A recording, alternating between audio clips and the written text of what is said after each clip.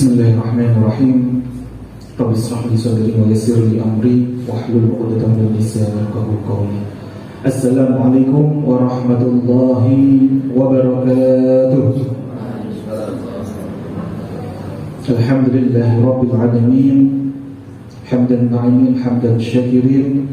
Rabbana wa lakal hamdu hamdan katsiran tayyiban mubarakan fihi mubarakan alaihi kama yuhibbu rabbuna wa yarda. Asyhadu an la ilaha illallah wa asyhadu anna Muhammadan abduhu wa rasuluh. Allahumma shalli ala sayyidina Muhammad wa ala ali sayyidina Muhammad wa ala alihi wa ashabihi wa man tabi'ahum bi ihsan ila yaumiddin, amma ba'd. Faqala Allah ta'ala fil Qur'anil Karim, a'udzu billahi minasy syaithanir rajim. Bismillahirrahmanirrahim. Subhanalladzi أسرى بعبده ليلا من المسجد الحرام إلى المسجد الأقصى الذي باركنا حوله لنريه من آياتنا إنه هو السميع البصير. صدق الله العظيم. Insyaallah, yang kami hormati Dewan Pembina dari Yayasan GMJ Bunda Mirza Zubraida, yang kami hormati pula Bapak Puji selaku Dewan Penasehat dari PT Hifdzul Quran. Kami hormati Bapak Ibu Wali Santri yang hadir spesial pada kesempatan hari ini, Masya Allah, Bapak Wakiman, Bapak Didi, dan juga Bapak Budi juga selaku wali juga, Masya Allah, Alhamdulillah. Kami hormati pula para asatidz yang hadir pada kesempatan hari ini, Ustazah Fira, Ustazah Nurul, Ustazah Zela, Ustaz Hartono, dan para asatidz lainnya yang tidak bisa kami sebutkan satu persatu, dan juga para pengurus, insyaallah Bapak Agung Bundarina, serta seluruh santri-santri yang kami sayangi.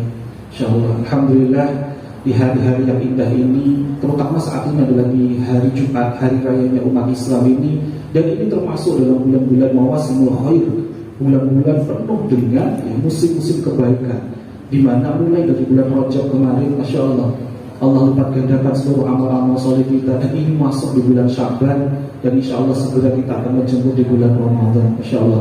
Mari senantiasa ya kita berdoa kepada Allah, semoga Allah senantiasa hujankan kepada kita kemuliaan, kesehatan, senantiasa harmonis rumah tangga kita, senantiasa dimudahkan pula santri-santri dalam thalabul ilmi, dalam hafalannya, dalam projaahnya, dalam senantiasa menjalani setiap step demi stepnya, memahami setiap ilmu yang senantiasa dipelajari.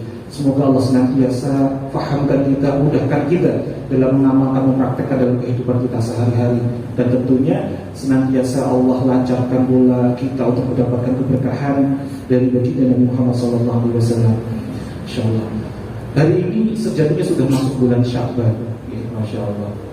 Tapi ya tidak ada salahnya tetap kita senantiasa kita muliakan ya, bahwa peringatan Isra Mi'raj itu ya, Masya Allah, adalah hari yang sangat istimewa, yang sangat spesial. Maka pada kesempatan hari ini mohon izin kita juga masih ya mengangkat tentang pentingnya mengambil hikmah dari Isra Mi'raj itu sendiri. Kemarin sejatinya ingin kita ajukan yang masih di bulan Rajab, tapi mengingat itu adalah hari-hari di mana para santri sedang ujian tahfidznya, maka biar lebih khusyuk, jadi mohon ridhonya untuk kita sedikit undur terlebih dahulu agar kita bisa maksimal dalam ya, para santri ini merasakan nikmatnya dekat dengan Al-Quran, insyaallah. Mari senantiasa pertama kita bersyukur kepada Allah Subhanahu wa taala, serta kita senantiasa panjatkan sholawat kepada baginda Nabi Muhammad sallallahu alaihi wasallam. Dan dengan iringan sholawat ini pula sejatinya menjadikan diri kita ya semakin dekat dengan Allah, semakin diijabah doa-doa kita, dan menjadi wasilah agar diri kita senantiasa merasakan nikmat sekali dalam menjalani kehidupan kita, dalam ketaatan kita, dalam ketakwaan kita kepada Allah Subhanahu wa taala.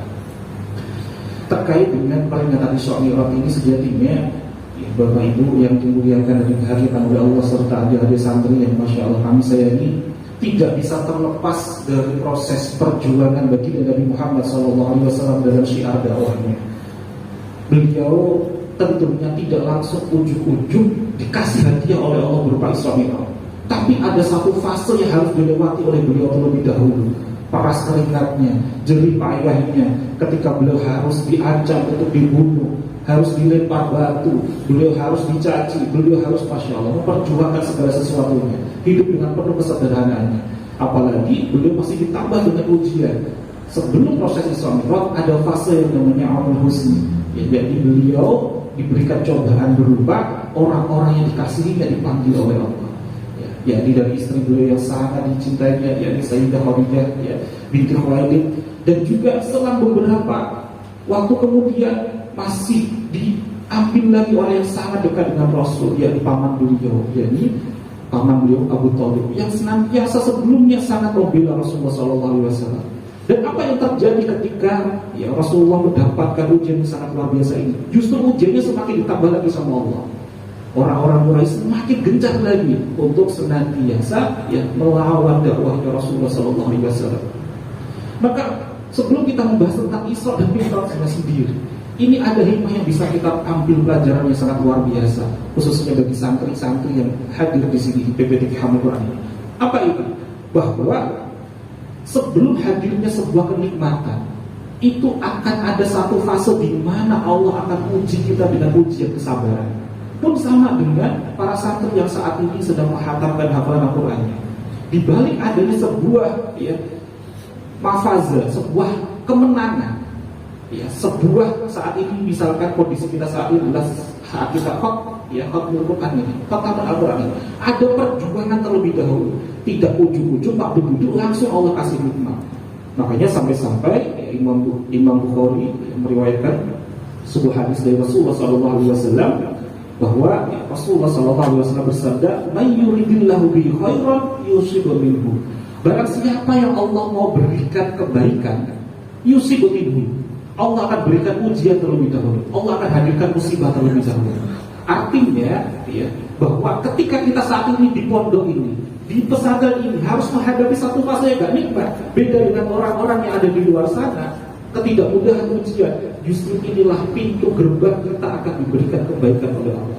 May yuridillahu bihi khairan yusib minhu. Barang siapa yang Allah mau berikan kebaikan, saya ulangi, Allah akan berikan ujian terlebih dahulu. Dan ketika saat ini kok kita masih diberikan ujian, mungkin ada yang mulai saat ini masuk di sini SMP, ada yang masuknya sudah SMA. Ini fase kita ujian di pondok ini, karena pesantren inilah sejatinya laboratorium terbaik sebelum kita nanti di masyarakat.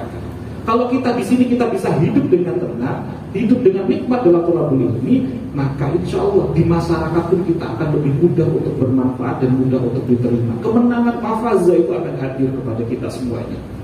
Makanya ketika Rasulullah SAW akan diberikan hadiah, maka oleh Allah diberikan ujian yang sangat dahsyat terlebih dahulu.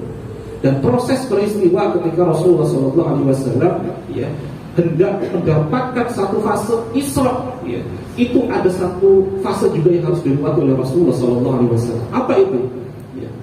Ketika Rasulullah sebelum berangkat Isra, beliau ada di rumah Ummu Hani binti Abu Thalib.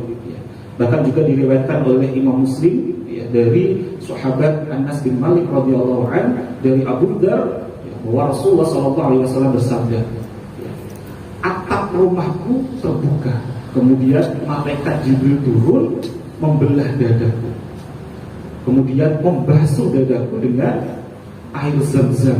Kemudian malaikat Jibril mengambil bejana dari emas yang berisikan dengan hikmah dan iman, yang kemudian dituangkan ke dalam dada Rasulullah SAW dan kemudian ditutup kembali. Hadis riwayat Muslim. Artinya apa? Sebelum Rasulullah SAW ada fase mau diberikan nikmat oleh Allah. Sebelum proses Isra dan Mi'raj untuk menghadap kepada Allah, ada satu fase yang harus dilewati oleh Rasulullah SAW. Apa itu? Yakni harus dibersihkan dulu hatinya. Bukan berarti hatinya Rasulullah tidak bersih, bukan. Tapi ini juga sebagai pelajaran buat kita, sebagai simbol bahwa sebelum kita itu menghadap kepada Allah lewat sholat kita harus khusyuk hati kita, harus bersih hati kita. Maka banyak sekali orang yang sholat gak dapatkan fadilah sholat. Kenapa? Karena ketika proses perjalanan menuju menghadap kepada Allah itu tidak siap hatinya. Maka Rasulullah saja yang kekasih Allah saja itu harus dibersihkan dulu dadanya sebelum proses Isra Mi'raj. Maka ini menjadikan pelajaran untuk kita agar kita nikmat dekat dengan Al-Quran, nikmat dekat dengan kalamullah, nikmat dekat dengan sholat-sholat kita saat sujud-sujud kita kepada Allah adalah kita harus senantiasa menjaga kondisi hati kita untuk senantiasa bersih, senantiasa khusyuk, agar kita semakin nikmat untuk mendapatkan hikmah, mendapatkan tuntunan oleh Allah untuk senantiasa menapaki kehidupan perjalanan hidup kita. Dan kita pun akan mudah mendapatkan pancaran sinar cahaya dari Al-Quran itu sendiri. Sebagaimana tadi dalam doa kita bersama-sama saat tadi per hadir berdiri, kita akan berdoa agar Allah hadirkan kepada kita semuanya Al-Quran ini sebagai apa? Sebagai petunjuk, sebagai rahmat, sebagai imam, sebagai cahaya. Itu akan mudah hadir kepada kita kalau hati kita itu jernih. Karena hati itu, Masya Allah akan senantiasa mudah merasakan hikmah manakala hati kita senantiasa jernih. Bahkan saat dihadirkan cacian saja, kalau hati itu jernih, itu akan mudah sekali untuk bersyukur. Jadi agar kita pun juga dihadirkan hadiah oleh Allah, pertolongan oleh Allah, jagalah kondisi hati kita. Sebagaimana Rasulullah saat dihadirkan ujian saja, beliau senantiasa justru menjadikan wasilah hadirnya ujian itu semakin dekat kepada Allah Subhanahu wa Ta'ala. Makanya kita pun juga dituntut untuk dalam sholat-sholat kita, setiap rakaat kita wajib membaca surah Al-Fatihah yang di dalamnya ada firman Allah, iyyaka na'budu wa iyyaka nasta'in. Hanya kepadamu lah kami ini beribadah, menyembah, menghamba kepada Allah, dan hanya kepada Allah kami ini memohon pertolongan. Ini adalah makna yang sangat dalam agar kita ini senantiasa kalau ada apapun persoalannya, apapun ujiannya, termasuk mungkin saat ini ujian bagi para santri adalah mudah-mudahnya kita untuk menghafal, mudah-mudahnya kita untuk menjaga hafalan kita. Maka salah satunya adalah apa? Yuk senantiasa kita kembali mendekat kepada Allah Subhanahu wa Ta'ala. Terkait dengan proses Isra sebagaimana dalam mukadimah tadi yang disebutkan dalam Al-Quran, firman Allah, Quran surah Al-Isra ayat 1.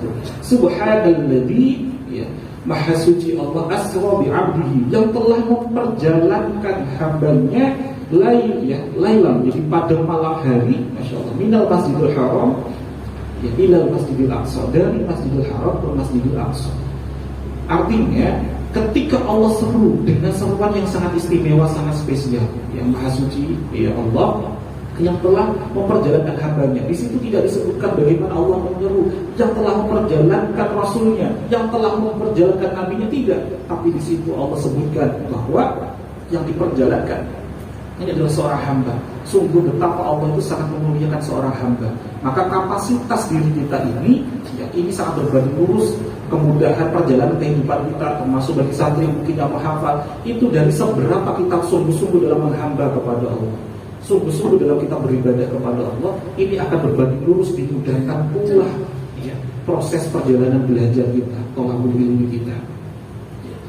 Dan proses perjalanan Isra ini sebagaimana pula disebutkan oleh Imam Al-Baihaqi dari riwayat Shaddad bin Aus radhiyallahu anha. Ini juga disebutkan di dalam kitab Nurul Ghulam, syarahnya Aqidatul Awam di bab bagian akhir yang ditulis oleh Syekh Nawawi Al-Bantani.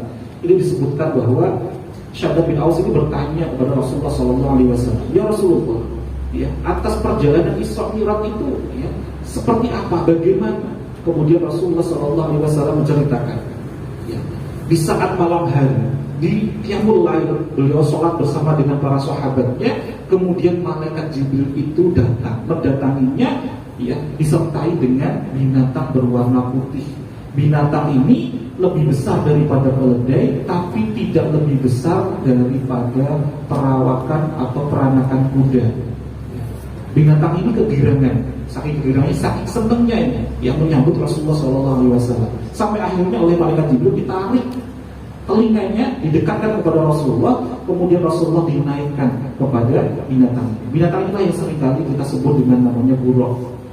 Ketika Rasulullah menungganginya, mulai perjalanan, satu langkahnya kakinya buruk ini sejauh mata memandang. Artinya, makanya wajar sekali disebut secepat kilat, jauh sekali jangkauannya melangkahkannya itu, Masya Allah, dahsyat sekali. Dan ketika perjalanan ini, Rasulullah melihat banyak sekali di sekitar itu pohon-pohon kurma.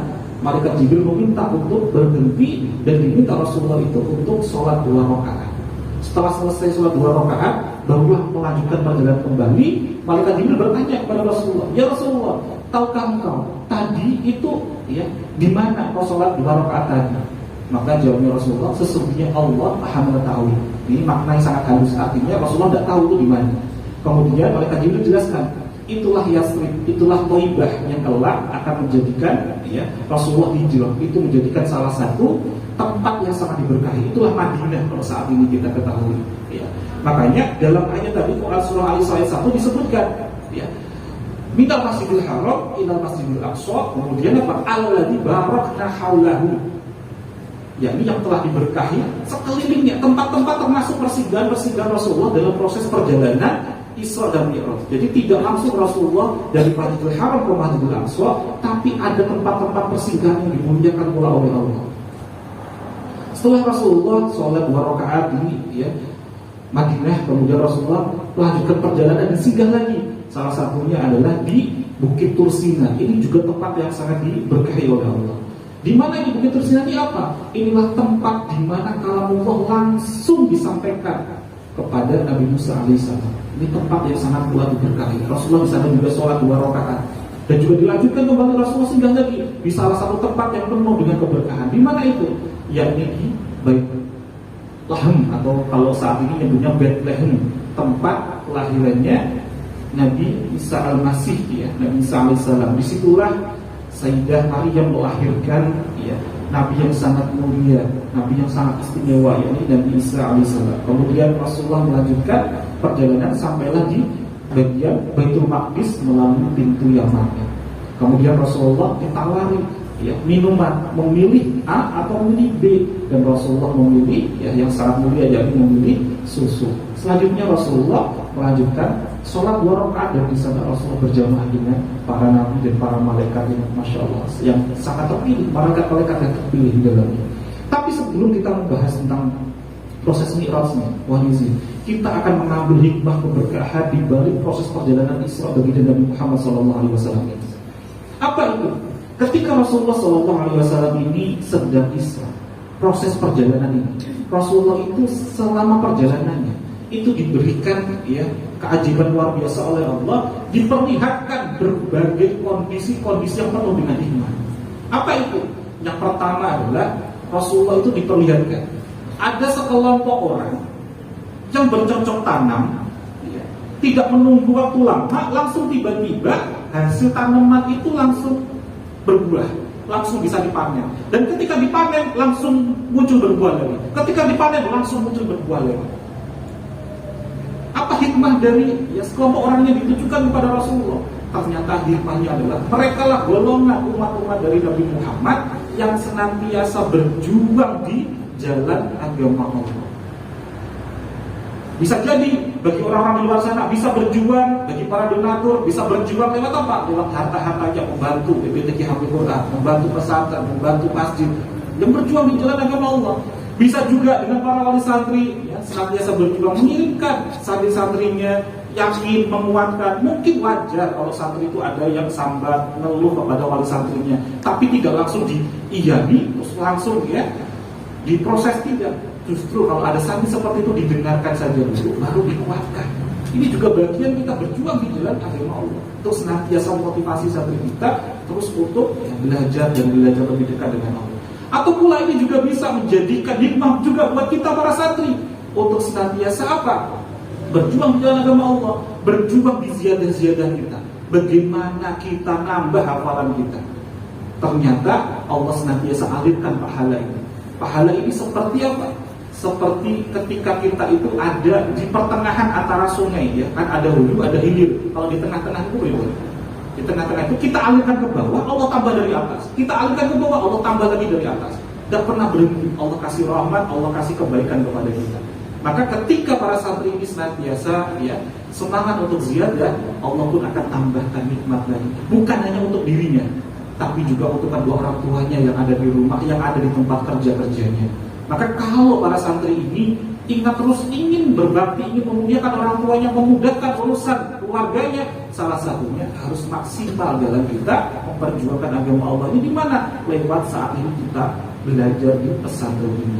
Sampai-sampai Imam Ghazali dalam makalahnya berkata, ya, kalau kita itu hadir di majelis ilmu itu adalah ketakwaan.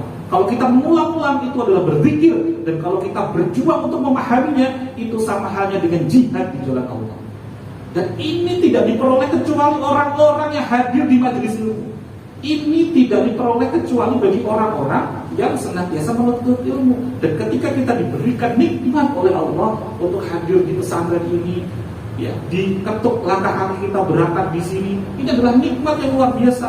Kita mendapatkan fadilah ketakwaan, fadilah kita senantiasa dari mulai kaki kita melangkah dari pintu rumah kita menuju sini sampai nanti lulus kita kembali ke rumah, kita dihitung sebagai jihad di jalan Allah. Ya. Meskipun kita nggak paham sekalipun di sini, selama kita niatannya sudah diniatkan dari awal kita ini menuntut ilmu, kita dapatkan fadilah itu. Meskipun tak ternyata di sini, ya, waktunya harus kita belajar, masih ketiduran, tetap tidurnya pun itu dinilai ibadah. Perjuangan sahabat. Lalu kemudian kita lanjutkan kembali. Rasulullah SAW di perjalanan Islam itu diperlihatkan lagi, ya, diperlihatkan lagi ada, ya, masya Allah, makamnya atau kuburan yang aromanya itu wangi sekali. Saking penasarannya Rasulullah SAW, beliau bertanya kepada malaikat Jibril, ini makamnya siapa? Ini ternyata makamnya, ya, Sayyidah Masyitah. Ada yang tahu, Bapak Ibu santri, siapa itu Masyitah itu? Beliau ini adalah tukang sisirnya putrinya Raja Fir'aun. Jadi pekerjaannya apa? Cuma nyisirin anaknya Raja Fir'aun. Pada suatu hari, ya, saat sisir itu jatuh, saat hendak mau mengambil, Sayyidah Masyitah itu mengucap kalimat Bismillah, mengucap kalimat Bismillah, ya, jadi dengan menyebut nama Allah. Kemudian putrinya Raja Fir'aun ini kaget, kok bisa mengucap kalimat Bismillah? Kok engkau punya Tuhan selain ayahku? Kok bisa? Apakah kamu itu punya Tuhan selain ayahku? Kemudian, ya, Sayyidah Masyitah ini dengan kesabarannya, dengan keteguhannya dia memegang keimanannya, dia mengucap sesungguhnya Tuhanku itu jugalah Tuhannya ayahmu. Kemudian dilaporkanlah oleh putri Fir'aun ini, kemudian disampaikanlah kepada ayahnya dan dipanggillah keluarga Sayyidah Masyitah ini, ya, untuk disidang. Dan saat disidang itu, masya Allah, kondisinya dasar sekali dan santri-santri, ya, masya Allah. Jadi anak-anak dari Sayyidah Masyitah itu, ya, oleh para al-Bujuk disiapkan bejana yang sangat besar. Bayangin kayak wajan yang sangat besar itu, dipanasin. Kemudian anaknya satu persatu dilemparkan ke dalam bejana itu sambil terus ditanya, kamu mau mengakui aku sebagai Tuhan atau tidak? Saking panasnya bejana itu, sampai antara daging dengan tulang itu sampai, ya, langsung memisah, saking panasnya. Satu persatu, sampai di anak yang terakhir, anak itu masih disusui oleh Sayyidah Masyitah. Ya, artinya kurang lebih belum sampai 2 tahun, belum sampai 1,5 tahun. Ya, normalnya kondisi anak ini belum bisa ngomong dengan lancar. Tapi Allah berikan karomah yang sangat luar biasa kepada anaknya dari Sayyidah Masyitah yang ketiga ini. Ketika hendak anak ini mau dilemparkan, kemudian anak ini bisa berbicara yang tidak biasa diberikan, ya, kepada orang lain. Tapi anak ini kemudian bisa bicara. Bicaranya apa? Beliau berpesan kepada ibunya, ini sesungguhnya siksaan dunia itu tidak ada apa-apanya jika dibandingkan dengan siksaan di akhirat. Ini semakin menguatkan ibundanya. Kalau ibundanya itu, ya, goyah, ya, dengan anak-anaknya harus dibunuh, dilemparkan ke dalam bejana yang sangat besar, tentu dia akan apa? Mengiyakan. Tapi dengan semakin dikuatkan oleh anaknya bahwa kalau nanti saya geser iman kita, geser kesabaran kita, siksaan di akhirat akan jauh lebih pedih. Maka Sayyidah Masyitah ini, ya, semakin kuat, semakin keimanannya dengan kesabarannya, sampai akhirnya Sayyidah Masyitah itu juga ikut dilemparkan dalam bejana yang masya Allah, di bawahnya ada api yang sangat panas sekali. Maka kita bisa mengambil hikmah dari pelajaran ini. Apa itu? Kalau golongan yang pertama tadi adalah golongan mereka-mereka yang senantiasa berjuang, ya, dalam, ya, menegakkan ajaran agama Allah. Kalau kita bisa implementasikan para santri bisa dengan ziyadah-ziyadahnya, maka golongan yang kedua ini, yang makom yang sangat wangi ini, masya Allah, ini bisa kita ambil hikmah dari mana? Dari kesabaran kita untuk menjaga murajaah kita, untuk menjaga apa yang sudah kita hafalkan. Kita harus sabar untuk terus kita ulang lagi. Karena yang namanya ziyadah itu adalah bukti bahwa kita itu cinta dengan kalam, cinta dengan Allah. Tapi cinta hanya sekedar cinta kalau tidak ada bukti kesetiaannya. Kesetiaannya di mana? Di murajaahnya. Jadi kalau ngaku-ngaku cinta tapi tidak dibuktikan dengan kesetiaan, itu namanya nol. Maka harus sungguh-sungguh pola dengan dibuktikan dengan murajaahnya, Nah, kemudian Rasulullah juga diperlihatkan. Jadi banyak sekali perjalanan Isra saja itu hikmahnya luar biasa. Ini karena waktunya terbatas, kita tidak sebutkan semuanya. Kita hanya pilih saja beberapa bagian yang bisa kita ambil hikmah khususnya bagi para santri. Golongan yang ketiga adalah Rasulullah SAW diperlihatkan adanya sekelompok orang yang mengambil kayu bakar kemudian digendong. Tapi semakin digendong, kayu bakarnya itu semakin berat bebannya. Ini hikmahnya apa? Ternyata inilah golongan orang-orang yang ingin sekali dapatkan amanah, tapi ketika diberikan amanah, dia tidak menunaikannya, tidak menjalankan amanah itu dengan baik. Masya Allah. Jadi kalau kita itu sudah diberikan amanah, ini sebagai ketua kamar, ini sebagai ketua santri, ini kita dijadikan amanah sebagai santri, kita harus tunaikan dengan sebaik-baiknya. Kalau kita sudah diberikan amanah, mungkin ada yang saat ini baru 1 juz, 2 juz, 3 juz, ini harus kita sungguh-sungguh bisa menjaganya dengan sebaik-baiknya. Kalau tidak, sebagaimana tadi Allah akan terus tambahkan lagi seperti kita memikul sesuatu yang terus semakin tidak ringan dalam proses kehidupan kita. Itu syukur kalau masih di dunia, ternyata tidak ringan itu sampai di akhirat. Alhamdulillah. Ini baru sebagian hikmah-hikmah dalam proses Isra, karena masih banyak sekali Salah satunya adalah adanya Rasulullah diperlihatkan sekelompok orang yang memukuli kepalanya dengan palu sampai kepalanya itu retak, kemudian putus lagi, dipukul lagi. Rasulullah bertanya, ini golongan siapa? Inilah golongan mereka yang meninggalkan sholat maktubah. Sholat maktubah itu sholat wajib. Jadi Masya Allah dan banyak sekali hikmah dari Israel. Nah, kemudian kita lanjutkan dari proses mi'rajnya Rasulullah SAW. Goal inti dari mi'raj ini adalah ketika Rasulullah SAW diberikan oleh sebuah hadiah yang sangat luar biasa. Apa itu? Yakni diberikan oleh berupa perintah untuk apa? Sholat 5 waktu. Untuk sholat 5 waktu. Dan sholat ini fadilahnya luar biasa. Tapi mengapa banyak sekali orang yang merasa dirinya sholat, tapi kok tidak mendapatkan fadilah-fadilah keutamaan dari sholat? Sampai-sampai Rasulullah SAW bersabda, ini diriwayatkan oleh Imam Ahmad. Rasulullah SAW bersabda, yakti akan datang alam nasi kepada atau terhadap manusia zaman, sebuah masa. Jadi akan datang sebuah masa kepada manusia. Apa itu? Yusalluna wala yusallu. Orang-orang banyak sekali sholat, tapi ternyata dirinya itu tidak sholat. Yusalluna wala yusallu. Banyak orang yang merasa dirinya itu sudah sholat, tapi ternyata dia tidak dapatkan hitungan, tidak diterima sholatnya. Maka inilah pentingnya kita mengambil hikmah dari perjalanan mi'raj Rasulullah SAW pula.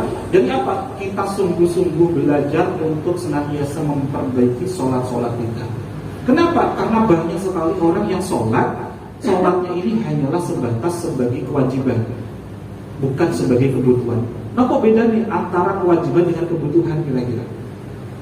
Kalau wajib itu identik dengan apa kira-kira? Wajib itu dengan tanggung jawab, dengan beban. Sehingga ketika menjalankannya penuh dengan beban, penuh dengan keterpaksaan, sehingga tidak merasakan nikmat dalam sholat itu sendiri. Sementara orang-orang yang merasa butuh, ini akan penuh dengan kenikmatan dalam menjalankannya. Maka kita bisa ambil hikmah pelajaran untuk senantiasa, yuk kita senantiasa bekali diri kita terus untuk merasakan butuh terhadap sholat-sholat kita. Dan bukti bahwa kita itu merasa butuh adalah apa? Kita senantiasa memperdalam terus dengan sholat. Apa sih sejatinya sholat itu dari segi aspek fikihnya dan juga dari aspek hakikatnya. Jadi Kita harus benar-benar lebih dalam lagi, khususnya para santri. Untuk apa belajar? Apa saja sih yang menjadikan syarat sahnya sholat? Apa saja termasuk rukun-rukunnya sholat?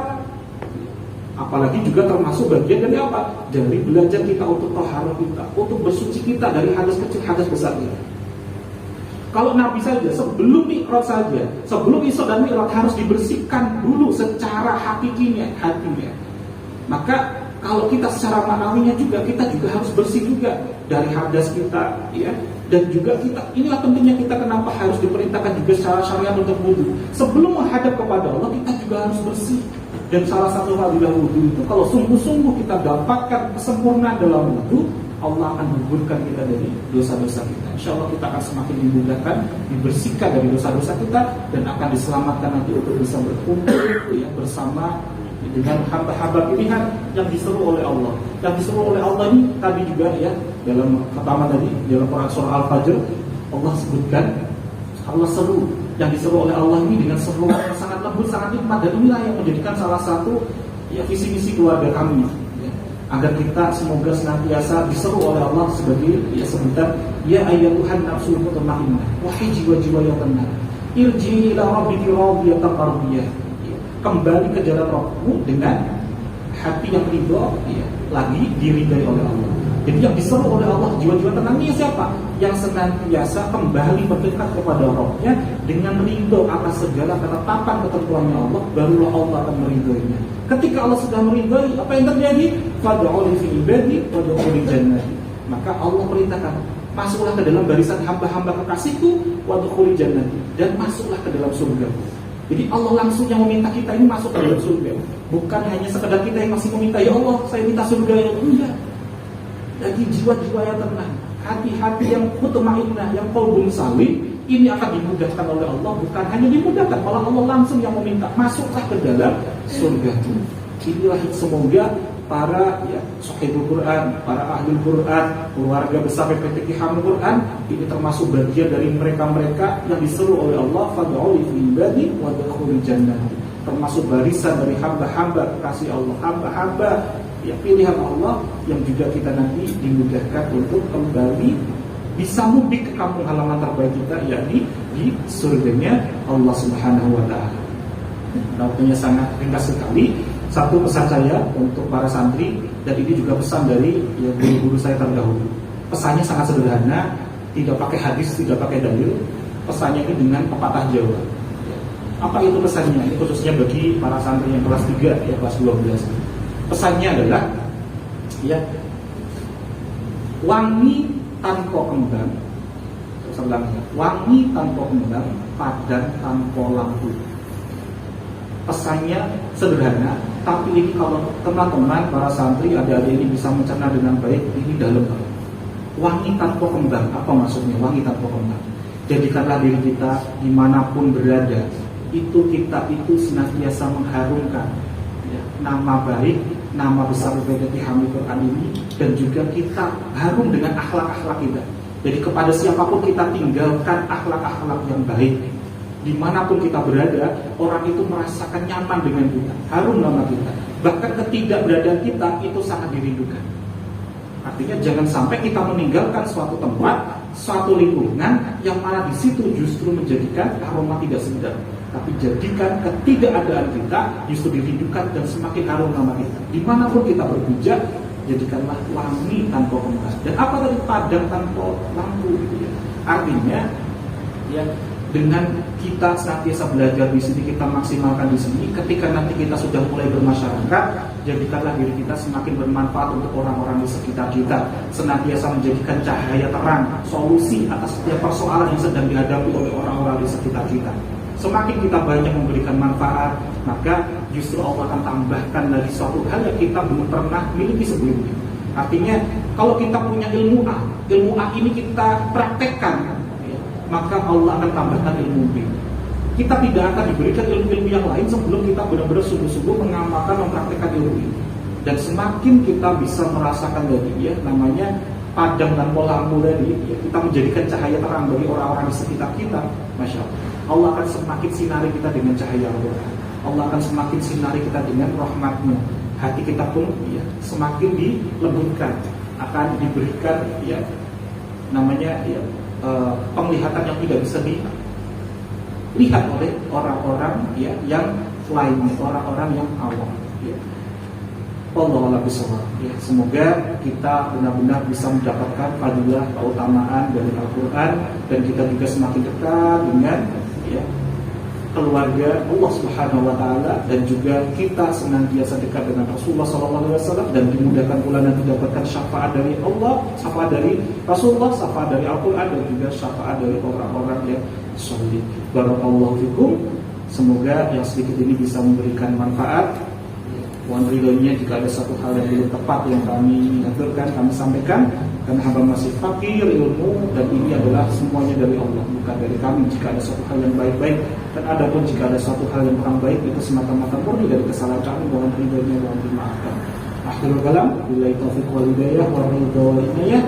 Wassalamualaikum warahmatullahi wabarakatuh.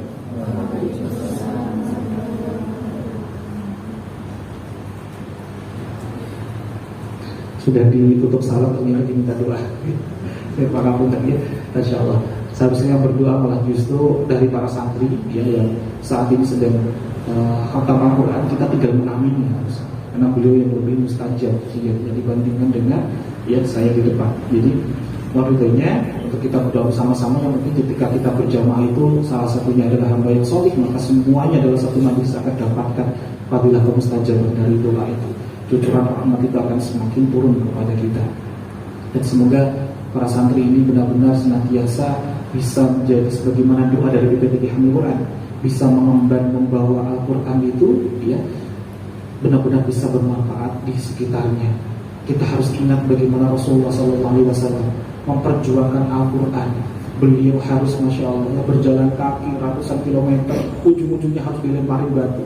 Beliau membawa Al-Quran, menyiarkan kalamullah, diperjuangkan sampai kepada kita. Al-Quran ini sudah ada di depan kita, tinggal kita pelajari. Kok kitanya masih males-malesan, kok kitanya masih gak semangat untuk murojaah, gak semangat untuk ziyadah. Kita malu sama Rasulullah SAW. Bismillah, kita berdoa bersama-sama. Semoga Allah kuatkan hati kita untuk semakin dekat dengan Al-Quran. Allahumma sholli ala sayyidina Muhammad wa ala sayyidina Muhammad walhamdulillahi rabbil alamin. Hamdan na'iman, hamdan syakirin, hamdan yuwafi ni'mahu wa yukafi'u mazidah. Ya Rabbana kama yanbaghi li jalali wajhika karim wa 'azimi sultanik. Hasbunallah wa ni'mal wakil, ni'mal mawla wa ni'mal nasir.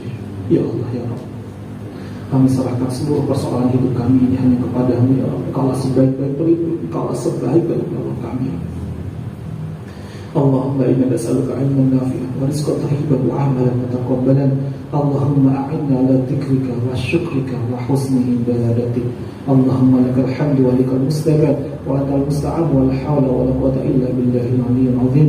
Allahumma innaka ta'lamu sirrana wa laniyyatina faqbal ma'diratina. Allahumma yassir lana wa la tu'assir. Allahumma ighfir lana dhunubana wa liwalidina warhamhum kama rabbayana shighara. Rabbana hab lana minas shalihin. Rabbana hab lana min azwajina wa dhurriyyatina qurrata a'yun waj'alna lil muttaqina imama. Allahumma ighfir lana ya Allah. Ampunilah kami, warhamna, sayangilah kami. Kami hadir di BPTG Hamil Quran ini, wajibna, cukupkanlah kekurangan kami. Warfa'na, angkatlah derajat kami. Warzuqna, limpahkanlah kepada kami rizkimu ya Allah, rizki yang baik-baik, rizki yang terbaik.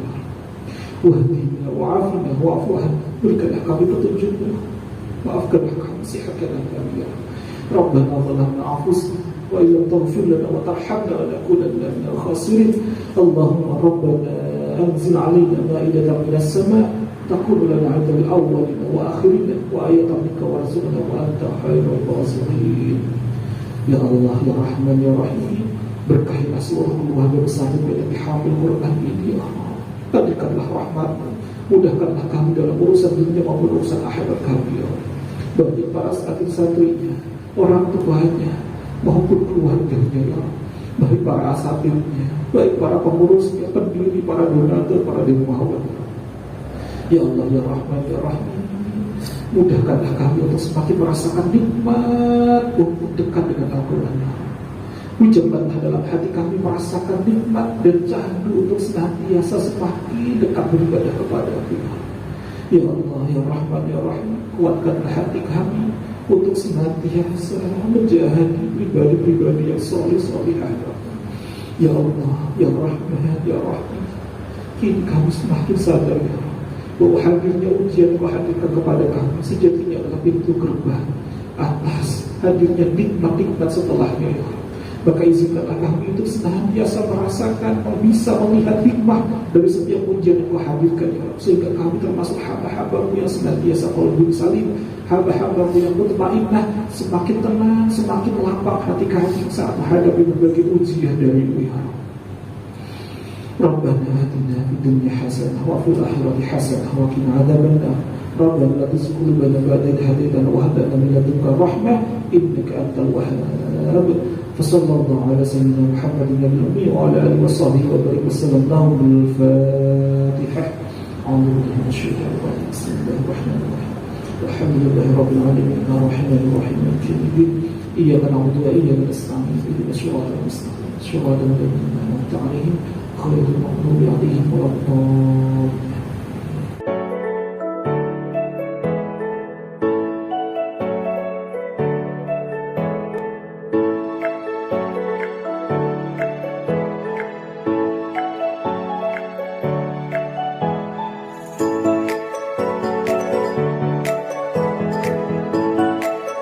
Bismillahirrahmanirrahim. Assalamualaikum warahmatullahi wabarakatuh. Bagi teman-teman yang belum subscribe dan baru saja menemukan channel ini, silahkan subscribe. Insya Allah Anda akan mendapatkan materi-materi yang terbaik dari channel ini.